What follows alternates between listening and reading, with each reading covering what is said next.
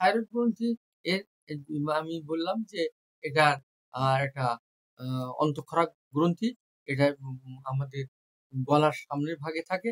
এটাকে বলা হয় যে ২ থেকে ৪ থাইরয়েড কার্টিলেজের এ সা কাছাকাছি থাকেন।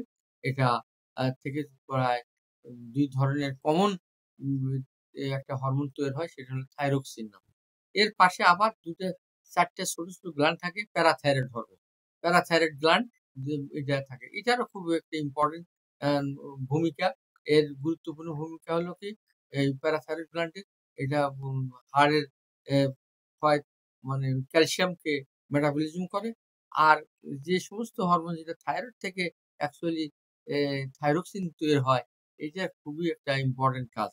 এটাই শরীরের সারা শরীরের আমাদের মেটাবলিজম যে হয়, যে জিনিসটা আমাদের অ্যা শরীরের তাপমাত্রা রক্ষা করে, শরীরের এনার্জি তৈরি করে এই থাইরয়েড হরমোন।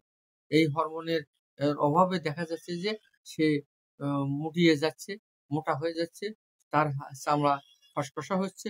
তারপরে তোমার সেই চুলগুলা অকালে ঝরে যাচ্ছে। বিশেষ করে এম চোখের আইব্রো যেটাকে বলা হয়, ভ্রু পড়ে যাচ্ছে, মাথার চুল পেকে যাচ্ছে, আ পড়ে যাচ্ছে। এই ধরনের অনেক রোগে সে আক্রান্ত হতে পারে।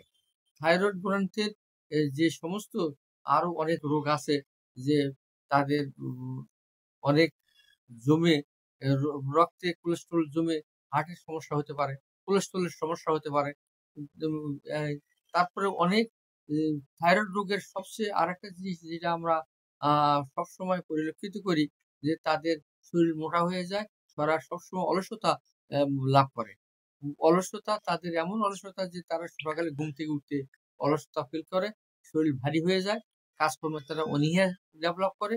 এব এই জিনিসটা এম সবাইকে আমরা গুরুত্বপূর্ণভাবে দেখতে বলি।